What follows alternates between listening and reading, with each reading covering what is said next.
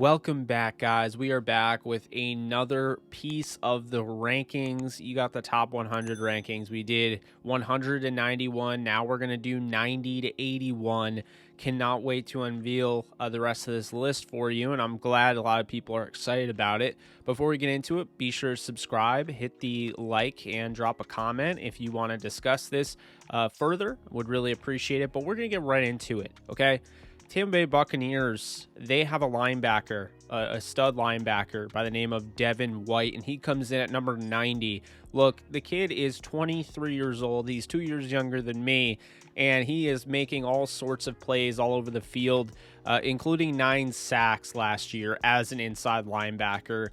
Truly impressive what he's been able to do alongside, veteran linebacker, one of the best in the league for a long time, Levante David.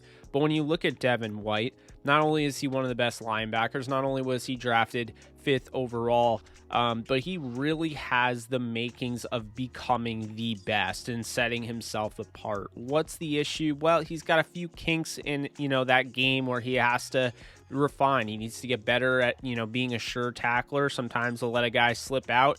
And on top of that, I think he does need to get better in coverage. But when you look at what he's done, at this point in his career, he's 23 years old, is already a Super Bowl champion, is already one of the best linebackers in football. He comes in at 90. Gotta like what you have in him if you're a Buccaneers fan.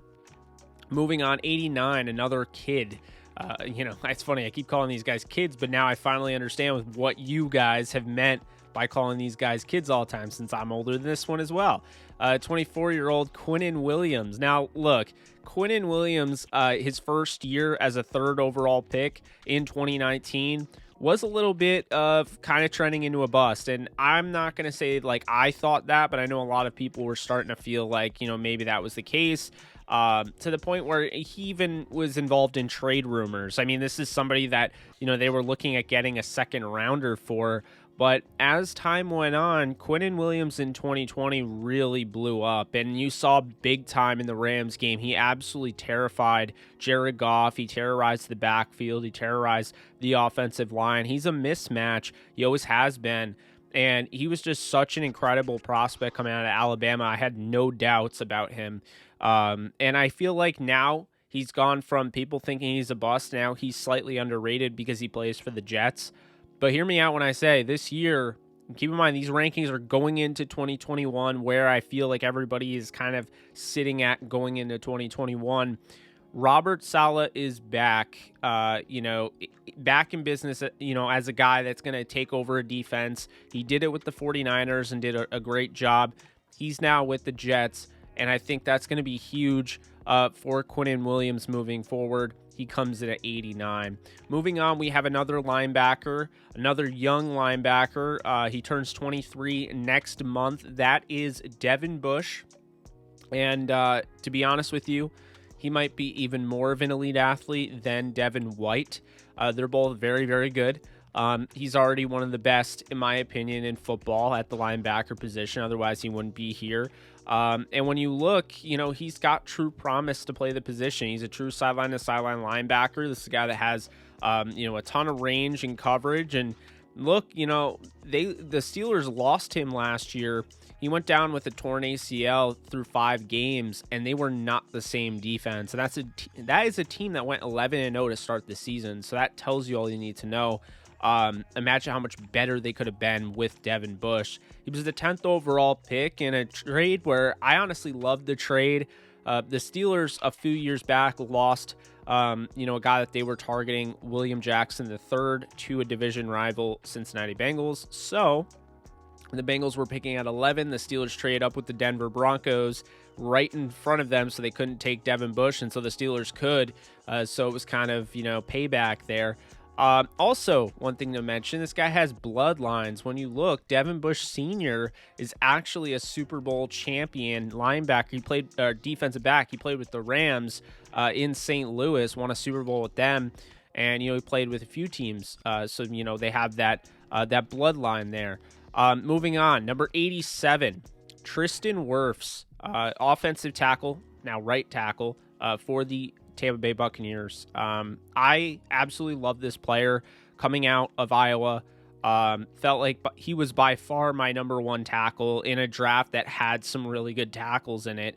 But I think he's one of the best tackles I've ever scouted. And right now, he's kind of proven me right in this regard. He's already one of the best tackles in football. And when you look at the fact he's only 22 years old, he was one of the final pieces to the Buccaneers, not only playoff puzzle, but Super Bowl puzzle. I mean, he started all 16 games for the Buccaneers. He got better and better, just physically imposing. And, you know, to me, I feel like it's the consistency with his mechanics. When you look, obviously, I think this guy can help you, blocking, run blocking, right? But the thing that I love about him is he is so fluid in pass pro. I just absolutely love Tristan Wirfs. And Tampa has a damn good offensive tackle, whether they want to move him eventually to left or not. They have a damn good offensive tackle at right tackle right now for the foreseeable future. Moving on, we have Grady Jarrett at 86. Now, Grady Jarrett, he turned 28 in April. He's the heart and soul of the Falcons defensive line. And this guy is a consistent interior rusher. When you look at guys like Aaron Donald, obviously he is the cream of the crop. But you can't discount the fact there have been guys that have been doing it not just as well, but pretty good at a very high level that Donald kind of dwarfs.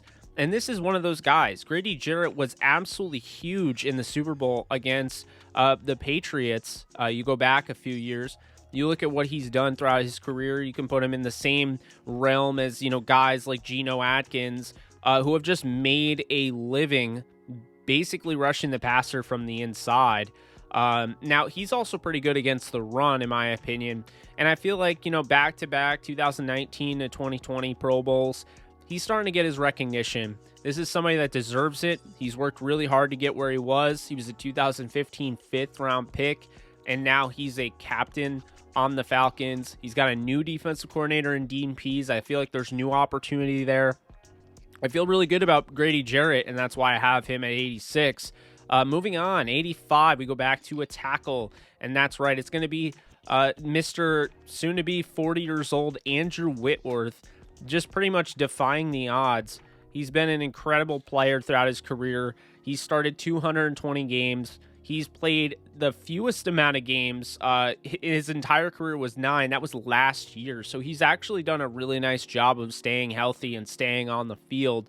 But last year, he tore his MCL in the Seattle game. So, to me, obviously that's pretty rough. But the thing that was so amazing about Andrew Whitworth is, while some players might have just called it a season, Whitworth came back with, ruthless abandon. I mean, he was just nonstop working out and trying to get back, and he was able to make it. He said he'd be back by the playoffs. That was a career-threatening injury, and he came back for the playoffs for the Rams, gave an opportunity to win their playoff game against Seattle, and then an opportunity to beat Green Bay. I look at this guy. He's one of the best tackles still in football. He's a 4-time Pro Bowler, 2-time All-Pro, and he's eyeing that crowning achievement to end his career, a Super Bowl. Will he get it with the Rams? I tend to believe he could, but we will have to see. He comes at 85 on my list. Now we move on, skill position player here, Tyler Lockett from the Seattle Seahawks. Look, he turns 29 in September. The last 2 seasons, he's had 182 receptions, 2,111 yards, and 18 touchdowns. He's still the starter on the outside alongside DK Metcalf. I know they added Dwayne Eskridge there, but that is definitely something to keep in mind, is he's still going to be starting on the outside, and that's his bread and butter.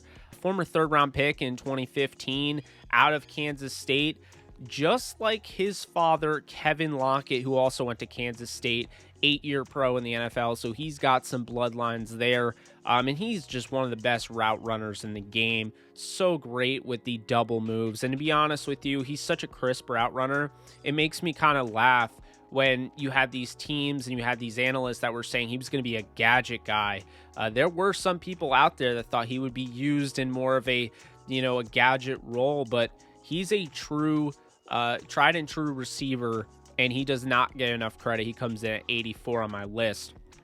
We're going to stick with Seattle here, and we're going to go with another player on the offense, key contributor. This is Chris Carson, a guy that I don't think gets any credit. He turns 27 in September. He suffered a mid-foot sprain last year, causing him to miss 4 games. But before that, 2018 and 2019, back-to-back seasons, he goes over 1,000 yards and totals 16 touchdowns. This is a guy that keeps himself in tip-top condition. Before that picture came out, you had to know that was somebody that was always keeping himself in good shape.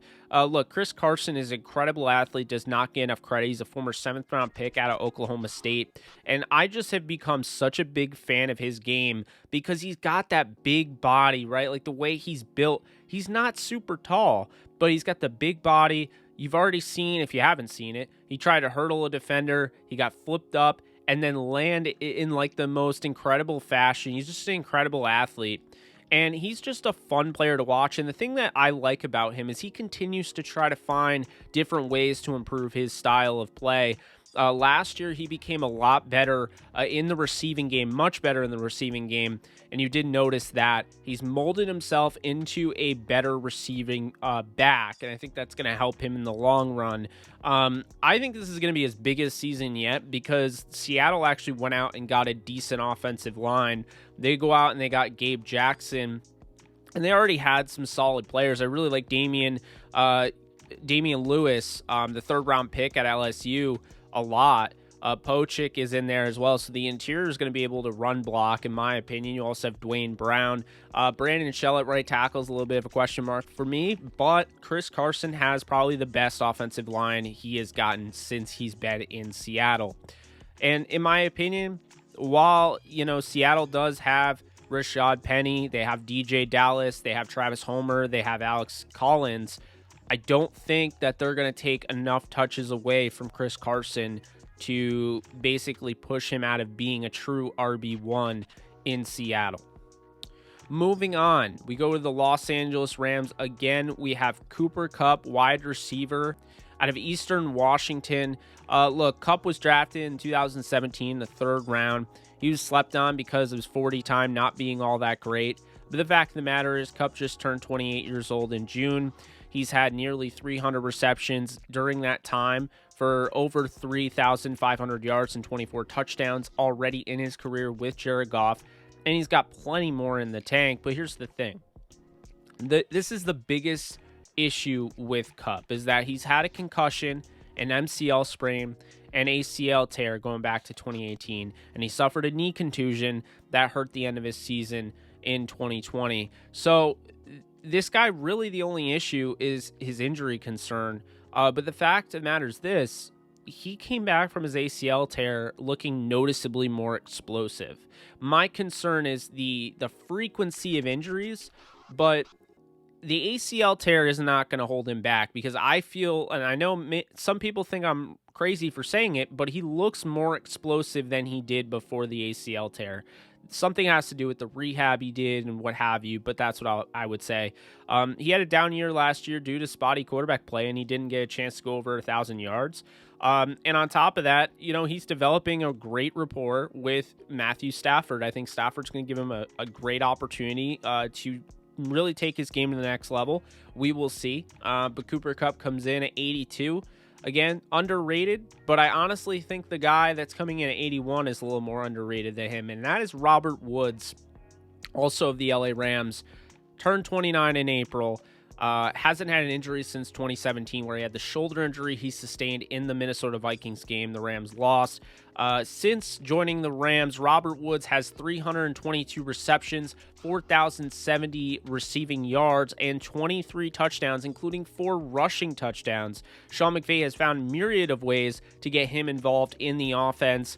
He missed 1,000 yards in 2017 due to injury, and he missed 1,000 yards in 2020 due to, again, spotty quarterback play. He has Matthew Stafford now, and he ends up ranking 1 spot ahead of Kupp because, in my opinion, he offers more in the run game. He's averaging 7.1 yards per carry since joining the Rams. That's not something they really tried in Buffalo, but I just feel like Woods adds a little extra something, and I feel like they're basically neck and neck, but Woods has the edge. He always has the edge because he has that running ability that the Rams do like to use. He had a career high 24 carries last year for the LA Rams. So that wraps up this list. I hope you guys enjoyed. Again, we'll just recap Starting off, we had Devin White out of Tampa Bay, number 90. Number 89 was Quinnen Williams from the Jets. Number 88 was Devin Bush from the Steelers. Number 87 was Tristan Wirfs from the Buccaneers. We had number 86, Grady JARRETT from the Falcons.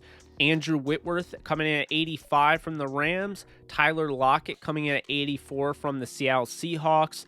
83 was Chris Carson, also from the Seahawks. 82 was Cooper Kupp from the Rams. And 81, we wrap up this video with Robert Woods coming in at 81 for the Rams. Appreciate you guys following along. If you guys feel like so far, you like the list or you don't like something I have, let me know. Open to discussion, open to give my thoughts in depth if that's what's required here. But this is what I have so far. Can't wait to unveil the rest of the list and just put out more content because I love you guys. But that's going to do it for me. You guys take care. Have a great rest of your day if I don't see you the rest of the day. Later. Take care.